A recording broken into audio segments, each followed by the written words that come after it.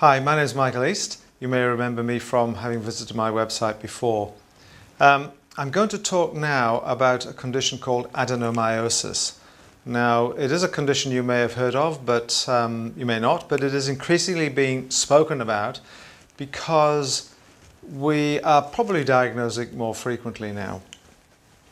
It's related to endometriosis, and in fact it's a form of endometriosis. And I'm just going to draw a little diagram of the uterus, a little sort of cartoon, if you like, of the cervix is the little part that sticks into the top of the vagina, of the tubes and ovaries. It's a very rough drawing. Pelvic floor, pelvic side wall. And then the cavity of the uterus is called the endometrium. So that's the bit that bleeds every month. And as you'll have seen from previous talks, that kind of tissue dotted around the pelvis where it shouldn't be is what we call endometriosis.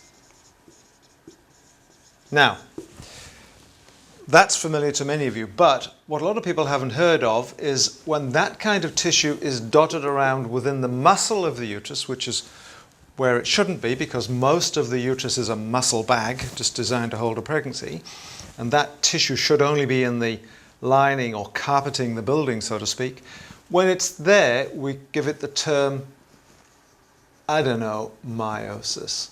Now, sounds like a different condition completely, doesn't it? It certainly has some different characters, but adeno means glandular tissue, of which this kind of tissue is, and meiosis refers to the muscle or the myometrium of the uterus.